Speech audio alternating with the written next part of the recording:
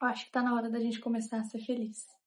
Dos dias pra cá, eu parei pra refletir sobre como a gente permite muitas vezes na nossa vida que certas coisas tomem o lugar na nossa felicidade, da nossa oportunidade de sermos livres. Porque eu passei por um período da minha vida, por uns 3 anos, pelo meu pai não ser presente. Eu sofri muito quando eu parei pra pensar, tipo assim, no momento que eu mais precisava, ele não tá aqui. E eu não me achava boa o suficiente, ou eu não achava que eu poderia amar alguém ou que alguém poderia me amar. E aí eu chorava, não conseguia ouvir a palavra pai perto de mim, que eu chorava, né? Na época eu ia pra escola, eu via as minhas amigas com os pais delas e eu ficava triste. E aí eu encarava a vida delas e eu achava que a vida delas eram melhores que a minha. E eu via a vida das pessoas tendo aquilo que eu tanto desejava.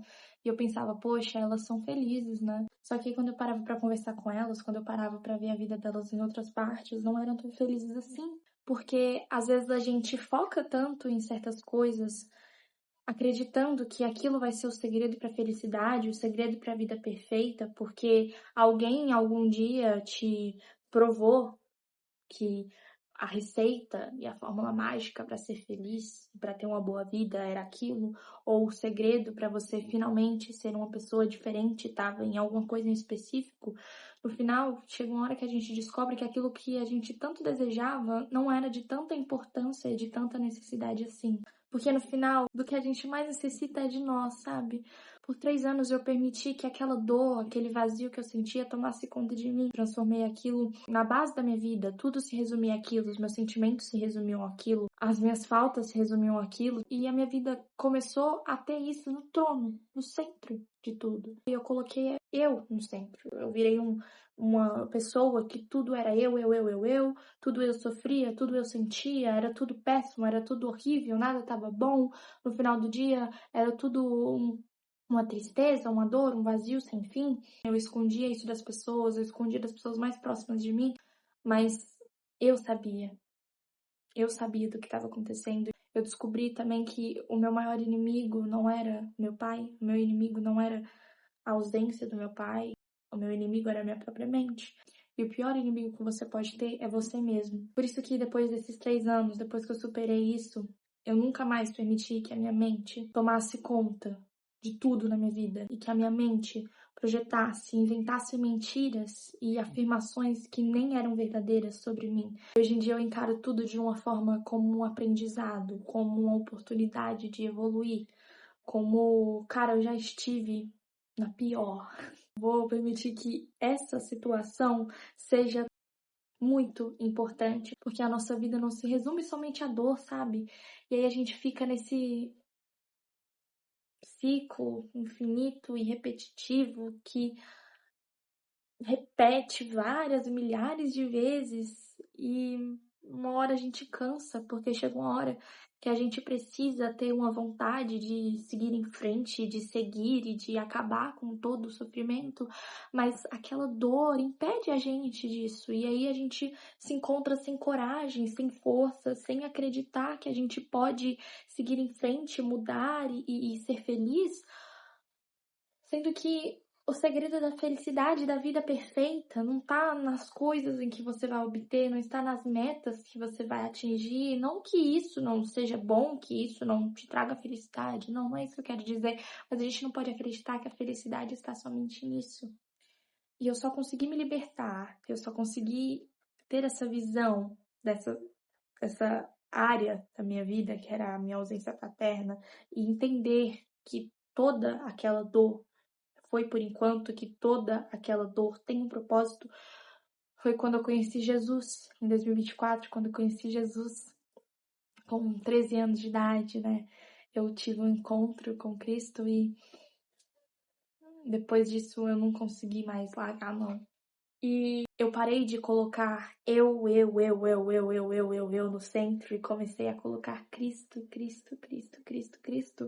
Eu parei de esconder as minhas feridas de Jesus, eu parei de me esconder porque eu descobri que Jesus não tinha vergonha, nem nojo, nem medo das minhas feridas, como eu acreditava que ele tinha e como eu via que algumas pessoas tinham.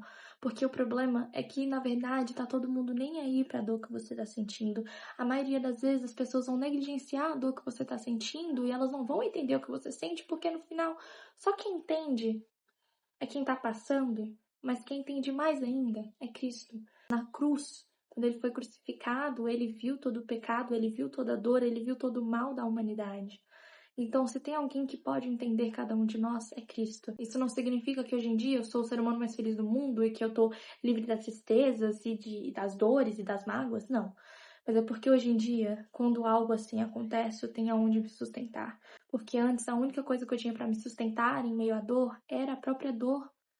Só que ela não me fazia bem, ela não era algo que deveria fazer parte da minha vida, porque nós não somos feitos e criados para sofrer, não somos feitos e criados para permanecer presos em passados e futuros. A gente nasceu para viver no presente, viver no agora, porque eu penso que o maior privilégio que um ser humano pode ter é em simplesmente ele acordar todos os dias. Eu acho que o maior privilégio que a humanidade tem é de simplesmente viver.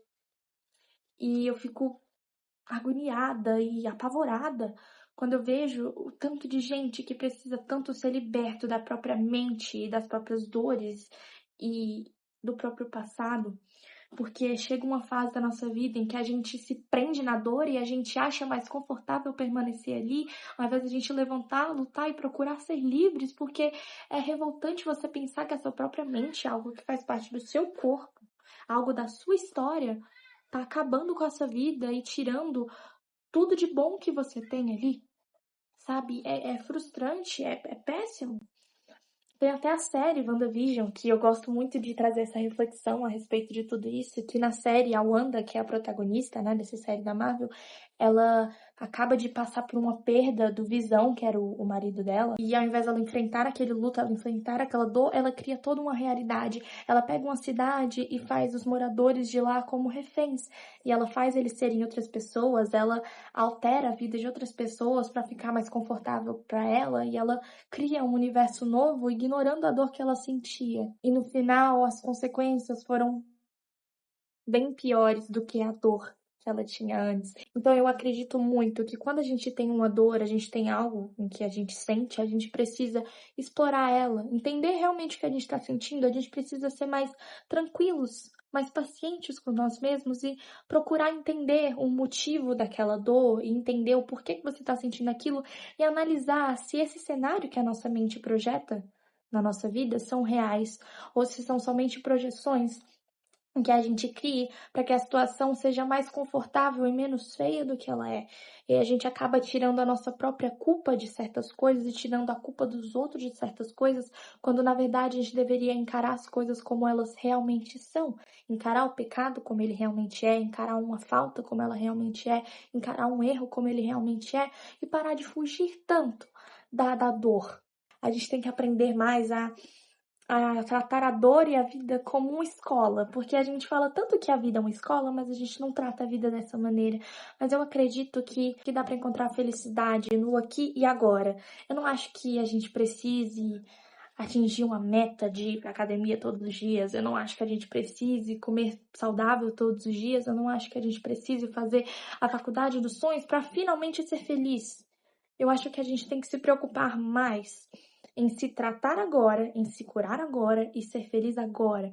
Porque quando você tá feliz, quando você tá satisfeito e não tá magoado, não tá machucado, não tá ferido, não tá sangrando, as coisas, elas acabam sendo menos torturantes do que elas são. Então eu acho que tá na hora da gente começar a viver mais e ser mais feliz e procurar mais as verdades que Cristo tem nas nossas vidas do que as verdades que a nossa mente e o inimigo tentam dizer pra gente. Enquanto eu sofria com a falta do meu pai, eu sentia que eu jamais seria digna de receber um amor, ainda mais o amor dele. Jesus chegou pra mim e disse que, ainda que meu pai me abandonasse, ele não ia deixar de ser o meu Senhor. Ele não ia deixar de ser o meu pai eterno. E que independentemente daquilo, Existiam muitas outras coisas que ele tinha para me oferecer e para que eu vivesse.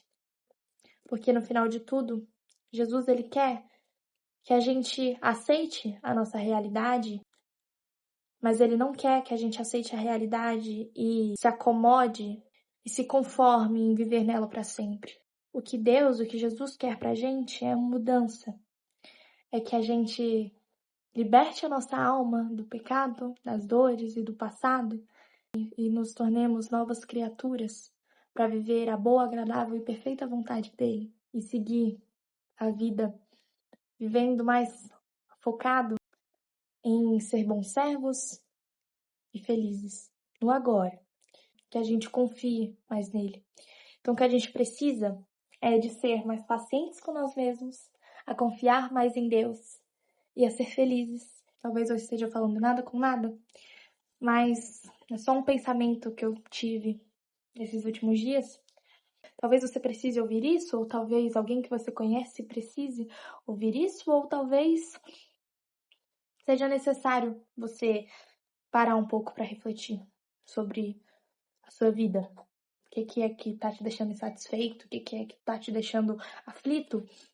Investigar mais sobre isso, permitir que o seu corpo sinta, para você então ter a coragem de seguir em frente e aproveitar o pouco da vida que você tem para viver, ao invés de deixar que dores e coisas passageiras tomem conta do que pode se tornar uma eternidade. Beijo!